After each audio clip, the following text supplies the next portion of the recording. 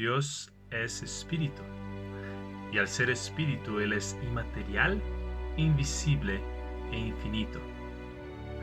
Al ser inmaterial, sin límites, Él está en todas partes con todo su ser. Al ser invisible, muchos han podido contemplar apenas lo que es su gloria y apenas han sobrevivido para contarlo. Y Él es infinito, no lo podemos comprender completamente, y eso nos llena de adoración, maravilla y asombro. Aprendamos un poco más sobre la espiritualidad de Dios.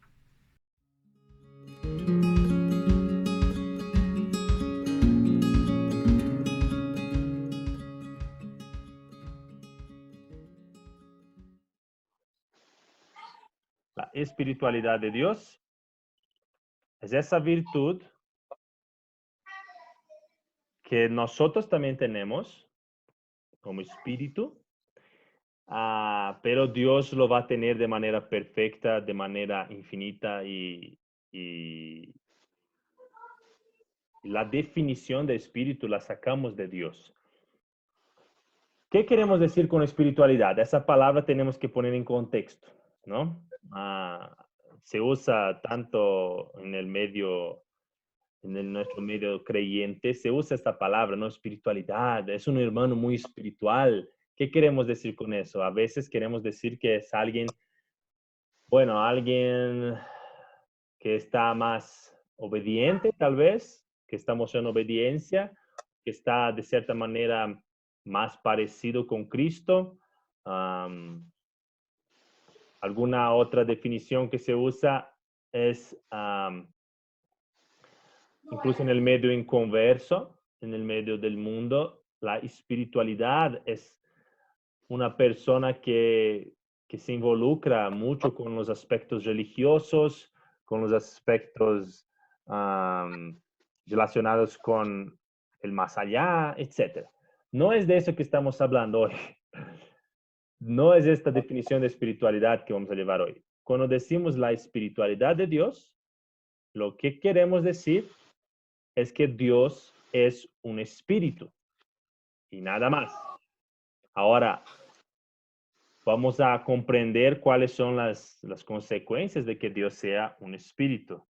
Hay consecuencias y hay cosas muy importantes que podemos sacar de esa verdad.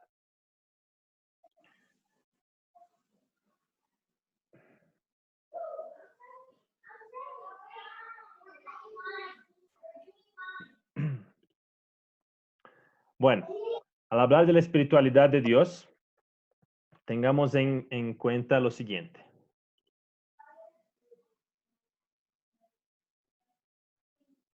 Un momento.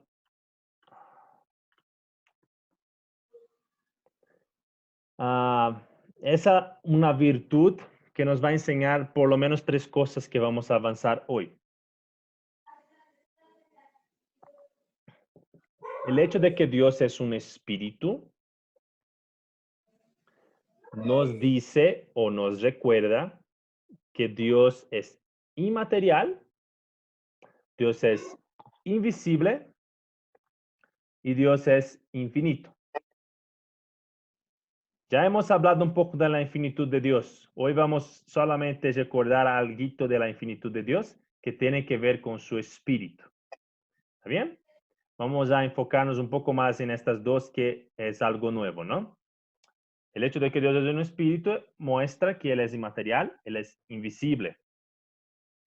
La palabra de Dios nos dice en Juan capítulo 4.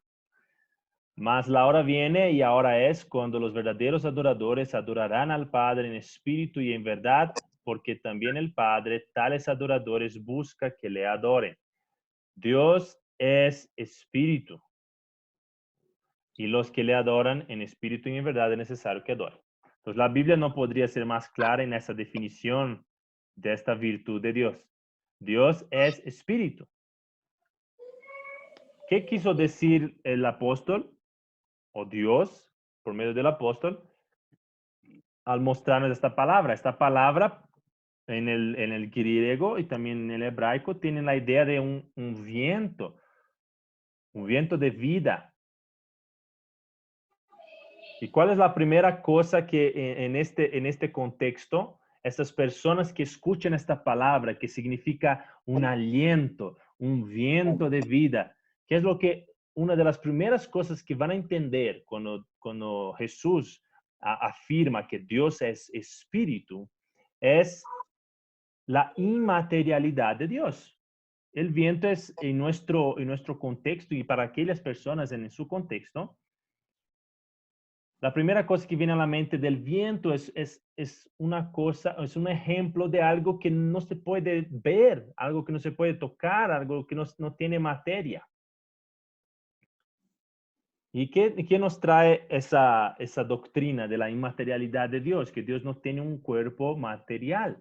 Dios no es carne, no tiene un cuerpo material. Y la Biblia en otros versículos deja esto bien claro. La Biblia compara cosas materiales con cosas espirituales. Compara la carne con el espíritu, mostrando que son cosas opuestas y diferentes. Dice Isaías 31, y los egipcios hombres son, y no Dios. Aquí la diferenciación. Hay una diferencia abismal entre hombres y Dios. ¿Cuál es esta diferencia? Sus caballos, carne, y no espíritu. Esa es la diferencia abismal que hay entre cosas materiales y el espíritu. Algo que es espíritu no es material, no tiene carne, no es un cuerpo.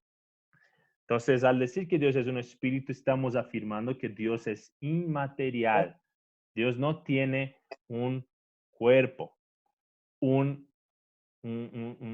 materia, un cuerpo material. Ahora, yo ya sé lo que ustedes están pensando. ¿Qué es lo que ustedes están pensando? Pueden hacer la pregunta que ustedes quieren hacer.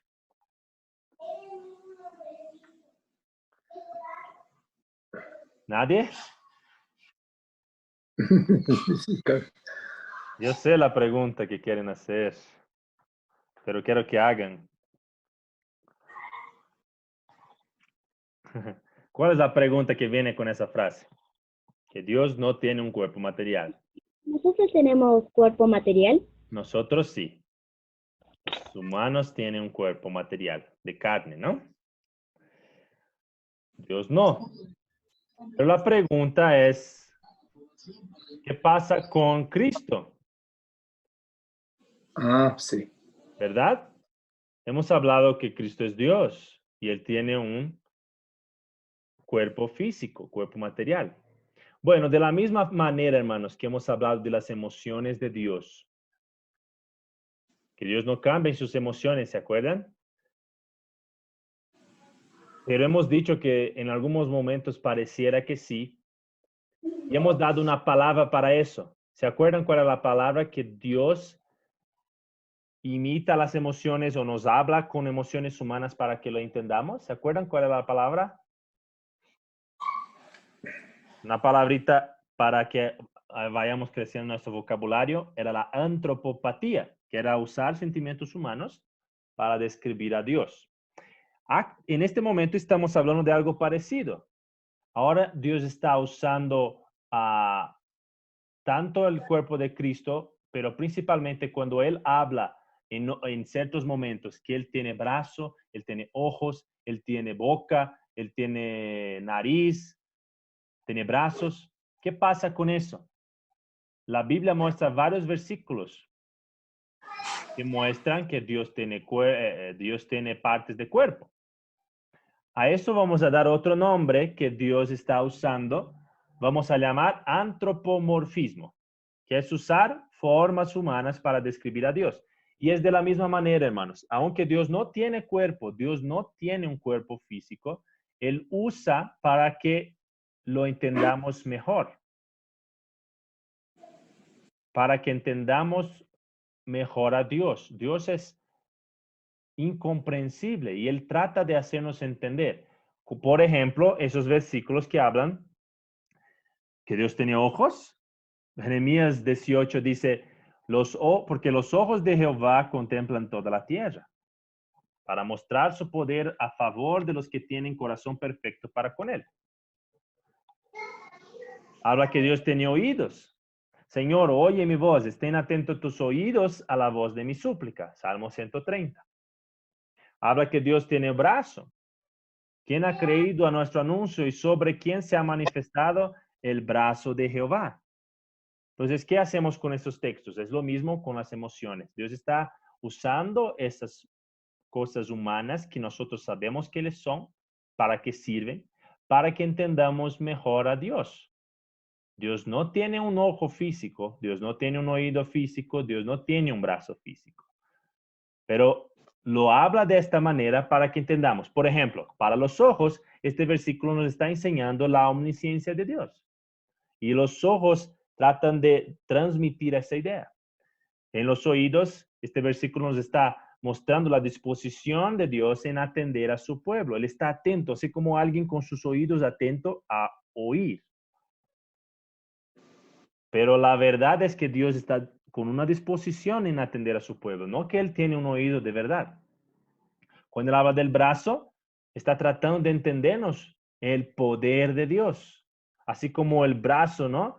Cuando vas al gym, esos chicos ahí haciendo musculación y muestra que la mayor fuerza está en su brazo. Entendemos que nuestros brazos son la cosa que más usamos para empujar, para jalar, para levantar. Es el poder. Y en esa época principalmente, que los hombres tenían que depender de su brazo fuerte para batallar. Hoy en día con su dedo, ¿no? Con las ametralladoras, sería el dedo, ¿no? La forma del poder. Pero en esa época, peleas de espada, todo eso es, cuanto más fuerte tu brazo, mejor eres en tu poder.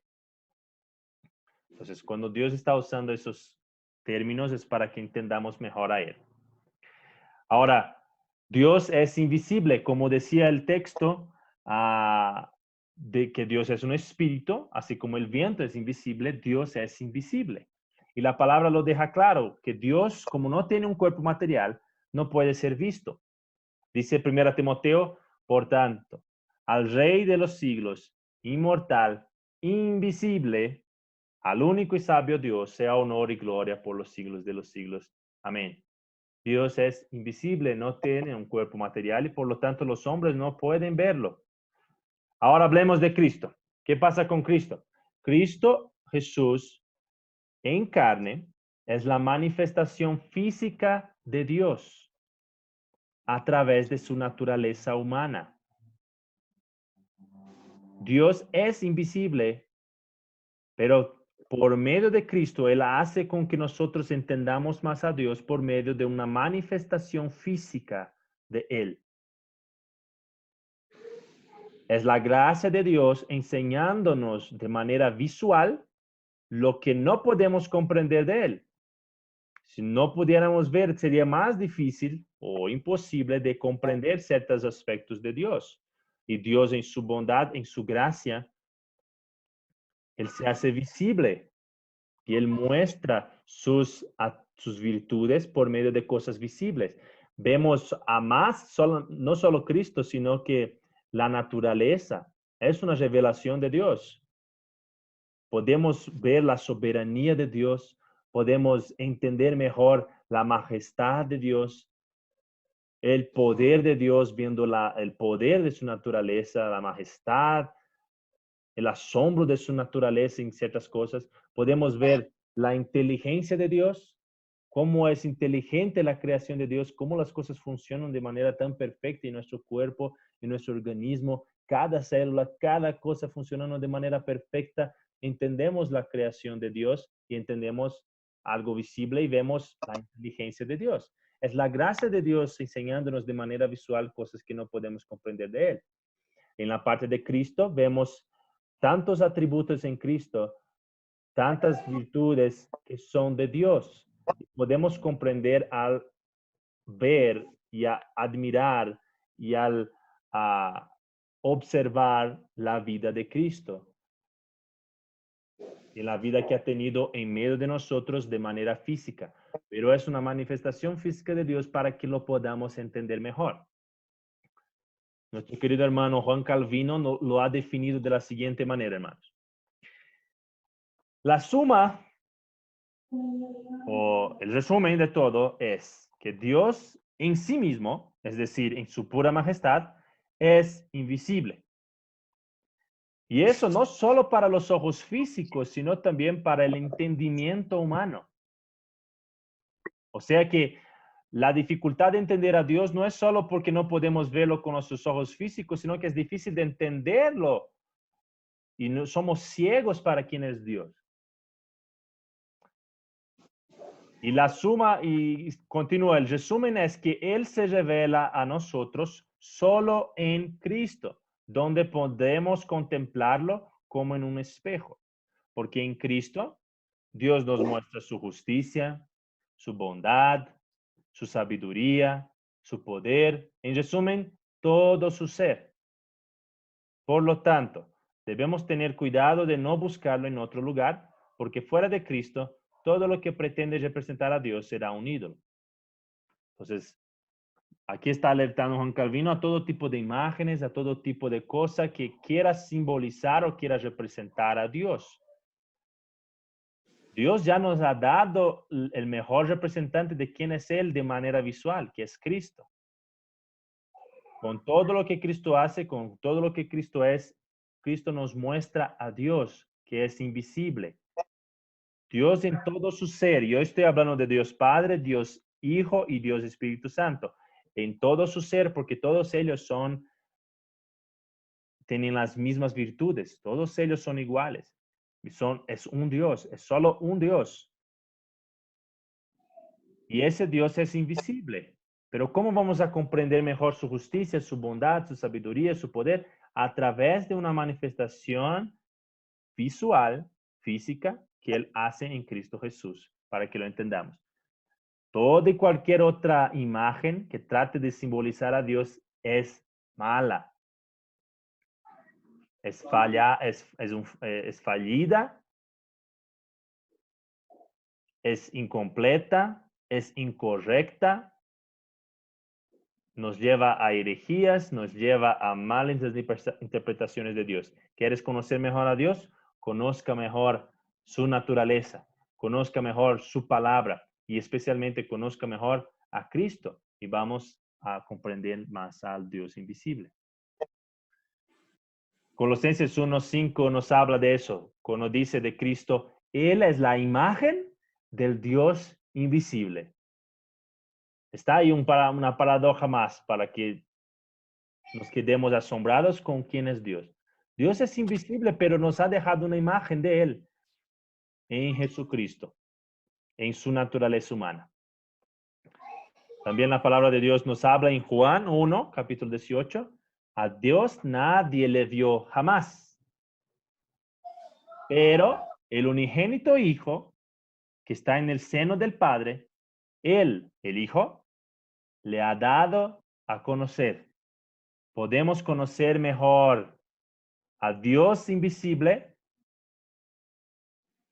por medio del Hijo. Por último, entendemos que el Espíritu permite y es una causa de la infinidad de Dios. Ya que Dios es Espíritu, Él no tiene las limitaciones de un ser material. Y ya hemos visto eso. Él no tiene limitaciones de sus virtudes, no tiene limitaciones en el tiempo, Él es eterno, no tiene limitaciones en el espacio, Él es trascendente e inmanente. ¿Se acuerdan de esas palabras? Él está en todas las partes, inmanente. Pero Él es más que todas las partes. Él es más que el universo. Él es trascendente. Pero todo eso solo es posible porque Él es un espíritu. Un espíritu no es perfecto en todas sus virtudes. Es mutable, es cambiable, es corrompible, es alterable, cualquier cosa material. Pero un espíritu no.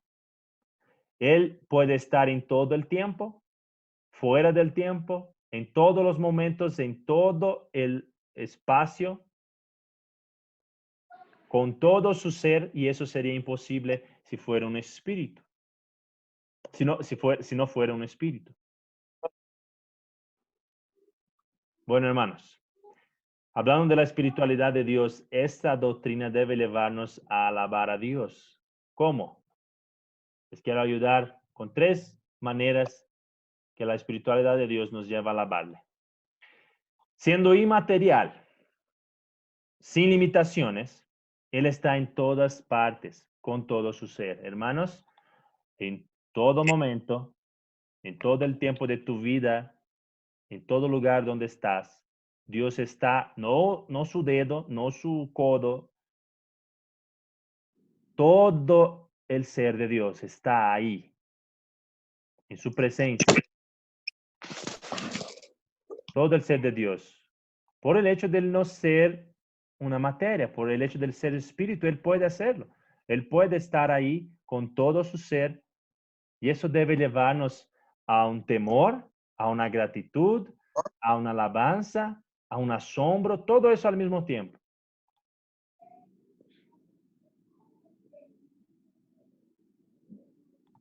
A una esperanza, a un descanso, confianza.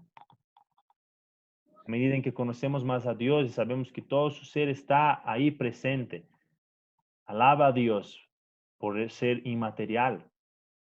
Alaba a Dios por su espiritualidad. Siendo invisible,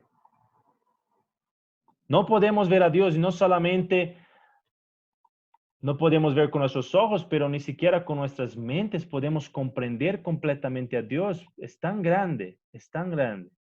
Pero aún así, Él nos dio a Cristo, algo visible, algo entendible, mucho más entendible, para que comprendamos y entendamos más sobre Él. Alaba a Dios por su bondad en darnos a Cristo, para que entendamos más sobre Él. Porque de lo contrario, su invisibilidad, nadie le vio a Dios jamás. La inmensa luz que es Dios, que nadie puede comprender, nadie puede ver, nadie puede tolerar. Y toda esa infinidad, toda esa incomprensibilidad de Dios, que no le comprendemos completamente, nos debe llevar inevitablemente, hermanos, de rodillas a adorar con maravilla y asombro. Imaginen, hermanos, si no puedes entender a Dios y eso debe llevarte a meditar más sobre Dios, pero a medida en que lo haces, ves que no lo puedes comprender completamente. Él es más de lo que puedes agarrar con tu mano o con tu mente. Y eso inevitablemente, automáticamente debe humillarnos y traernos de rodillas, porque Él es un ser inmenso, superior, infinito.